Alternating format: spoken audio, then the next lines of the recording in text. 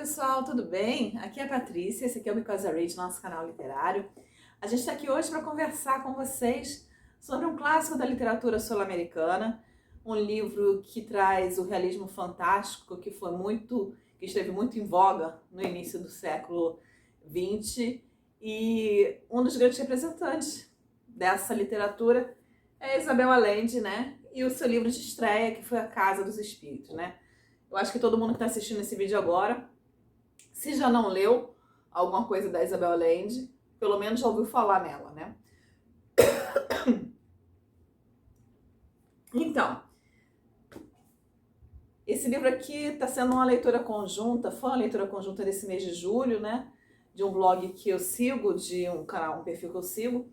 E como eu já estava com esse livro na estante já há bastante tempo, eu resolvi aproveitar a oportunidade para poder finalmente, né, conhecer esse livro que tanta gente fala tão bem, né? Esse ano nós já fizemos a leitura conjunta aqui no Because I Read, acho que foi a leitura de fevereiro ou janeiro, se eu não me engano, e foi a melhor leitura, na minha opinião, que nós tivemos aqui no Because I Read. A discussão foi maravilhosa, o pessoal acrescentando bastante informação, trazendo dados históricos, que foi o Longa Pétala de Mar também, dessa autora.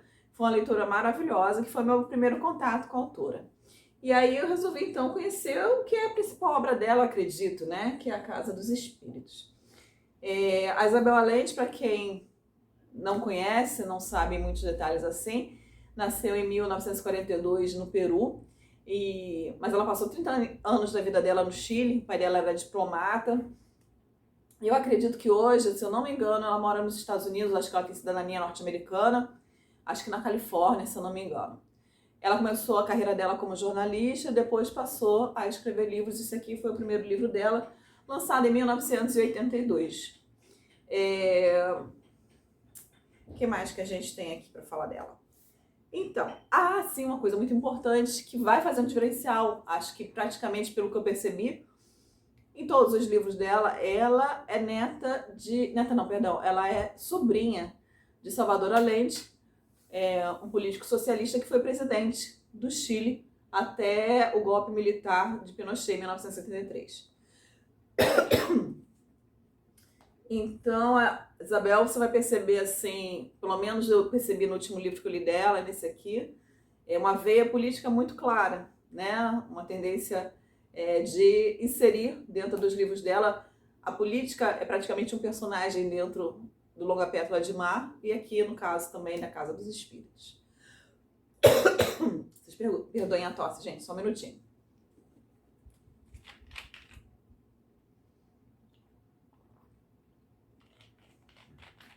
Então, o que a gente vai ter aqui de história, né?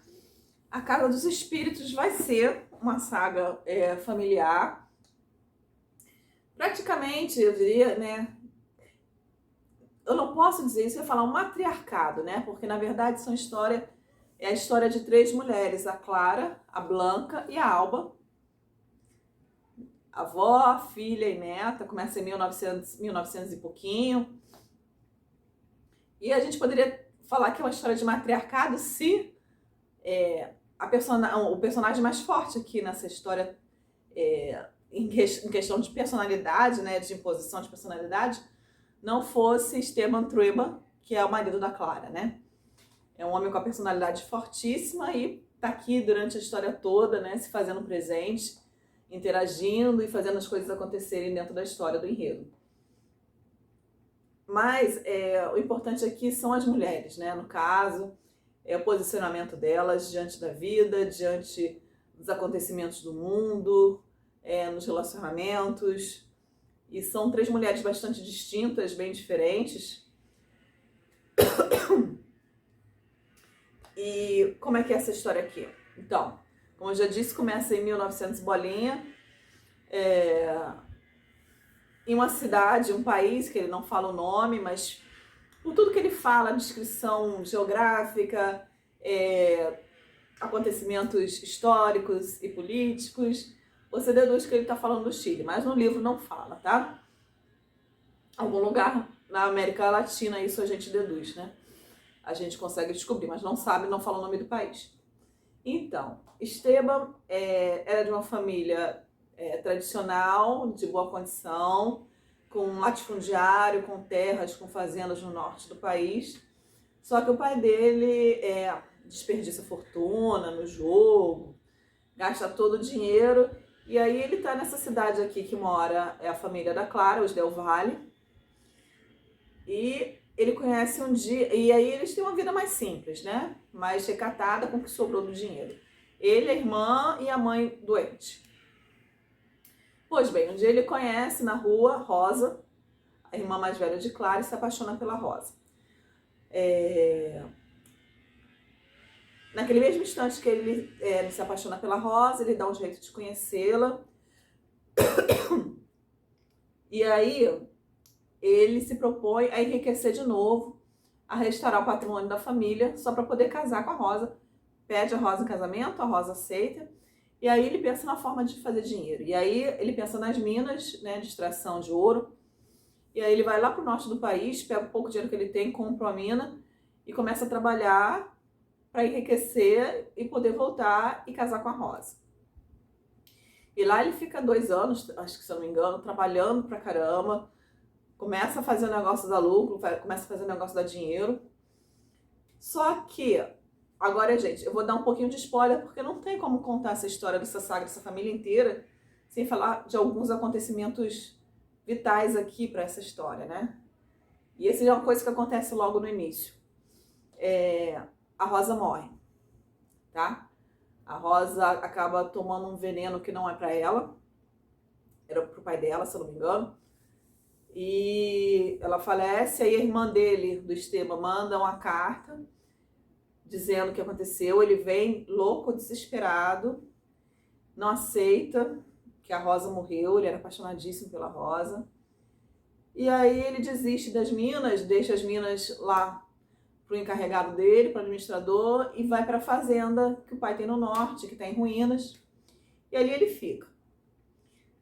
Aí ele começa a trabalhar na fazenda, começa a trabalhar muito duro. Ele é aquele patrão duro, exigente, explorador mesmo.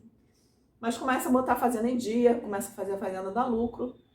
E lá ele fica durante vários anos. A Rosa tem irmã mais nova, que é a Clara. E a Clara, a própria família, reconhece que não é uma criança normal, né?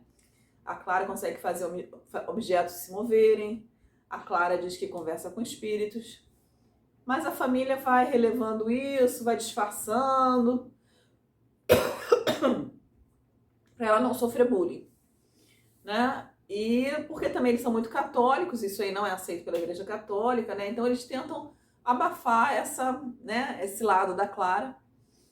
Enquanto isso, o Esteban está lá trabalhando. O Esteban trabalha acho que 1 década lá no meio da fazenda. E ele ficou meio revoltado, meio da pá virada, depois que a Rosa morreu, que ele era apaixonado pela Rosa. E aí ele pega as menininhas, as camponesas novinhas, e pega elas no meio do mato, e leva elas pro meio do mato, e se aproveita delas. Algumas engravidam, mas ele não reconhece ninguém como filho. E aí, passado uns 10, acho que 1 década, né, ele já tá ali com todo o patrimônio dele estabelecido, a fazenda dando muito dinheiro, e aí ele decide que é hora dele casar. E aí ele volta para a cidade e resolve, então, ir na casa dos Del Valle e pede a mão de Clara em casamento, da irmã da Rosa.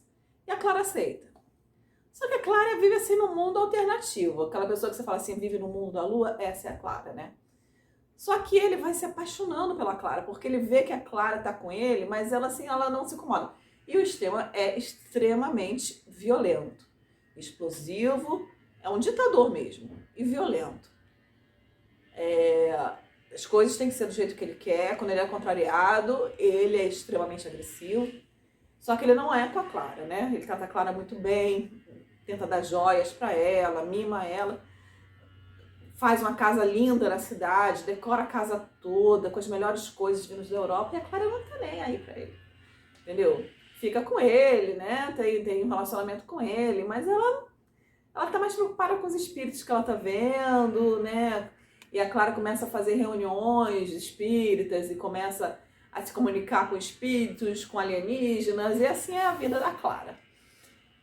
A Clara engravida, tem uma filha chamada Blanca, e muitos anos depois ela vai ter um casal de gêmeos, o Jamie e o Nicolas, né? E aí, de vez em quando, a Clara vai para a fazenda com a família, com o Esteban, com a Blanca. E a Blanca conhece, desde pequenininha na fazenda, o filho do capataz do Esteban, que é o Pedro III. E desde pequenininho eles viram almas gêmeas, unha e carne, crescem juntos, vão passando a adolescência juntos, toda vez que ela tá de férias ela tá lá. E é claro que eles se apaixonam, né? Só que o Pedro tem uma veia socialista, né? Ele quer criar sindicatos, ele quer criar cooperativa de trabalhadores. E o Esteban não aceita isso de jeito nenhum, então o Esteban tem ódio dele porque ele fica tentando propagar essas ideias na fazenda dele, né? E um belo dia, já assim, com 20 anos, 20 e poucos anos, uma dessas idas para a fazenda, a Blanca engravida do Pedro, né? E aí, quando o Esteban descobre, fica desvairado, vai atrás da Clara, da Blanca, bate nela, dá uma surra nela, aí vai para casa, a Clara tenta defender, e aí ele esmurra a Clara também. E é a primeira vez que ele bate na Clara, porque ele é apaixonado pela Clara, mas ele bate nela, que ele tá sem controle, e ela perde os dentes. E nesse dia, as duas deixam a fazenda, ela e a Blanca, e voltam para a cidade nunca mais, né? Ela a Clara joga a aliança dela no chão e fala que ali acabou o relacionamento dela com ele e volta para a cidade. Mas nisso o Esteban não sabe ainda que a Blanca tá grávida, né? Quando o Esteban descobre, ele vai para a cidade, né? Para casa deles, para a mansão deles lá na cidade, faz a Blanca casar com um conde lá, aproveitador, para a criança ter um pai. Mas o casamento não dá certo, Blanca volta para casa e tem a Alba, que é a neta da Clara e do Esteban. O Esteban se apaixona por essa neta, a única neta que ele tem. Enquanto isso, os filhos dele, os gêmeos, crescem, vivem aprontando, o Nicolau apronta um atrás do outro, inventa uma porção de esquema para se dar bem. O Jaime já é mais na dele, vira médico, mas é um médico também com aquela índole bastante assim, caridosa, né? Aquele tipo de pessoa que tira a roupa do corpo para dar para alguém na rua, trabalha em hospital público para ajudar os pobres. E, quer dizer, o que o Esteban queria? Queria alguém que levasse à frente os negócios dele, o patrimônio dele, que agora ele já diversificou, está investindo em outras coisas. E quando a Clara sai da casa dele na fazenda, ele se sente muito sozinho e resolve investir na política e vira senador do Partido Conservador. Né? É bom falar aqui que toda essa história tem uma veia assim, muito política, né? E a Isabel ela deixa bem clara, o leitor pode perceber muito claramente qual é o posicionamento político dela enquanto lê a história, né? Talvez até por esse parentesco dela, né, com um político, né, de alto escalão socialista que foi morto, né, pelos militares. Isso é história, é fato real. Então, a gente vai acompanhando todo esse drama. É uma história bem escrita, muito bem narrada, ela é uma excelente escritora, assim, a história é escrita às vezes em terceira pessoa, às vezes em primeira pessoa, na voz do Esteban, e às vezes no finalzinho, pela voz da Alba, né? E a gente vai acompanhar todo o desenrolar da trama política que aconteceu nesse país, quando os socialistas, os comunistas, né, vencem as eleições, depois quando há um golpe militar, né, aí a perseguição aos comunistas,